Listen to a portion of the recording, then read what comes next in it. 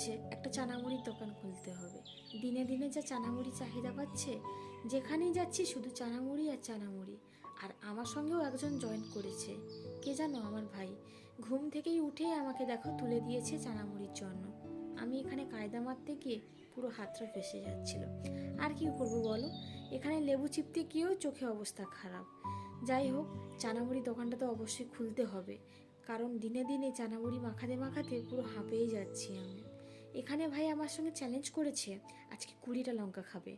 আমি আগে ভাগে বলে দিয়েছি বাথরুমের দরজাটা খুলে রাখবি আর বরফের ব্যবস্থা করবি, কারণ মাখাতে গিয়ে যে হাল অবস্থা, তুই খেলে তাহলে কি করবি বল। আমি তো এখানে খেয়ে দেখলাম, ভালোই টেস্ট হয়েছে, শুধু মুড়ি কম লঙ্কা বেশি।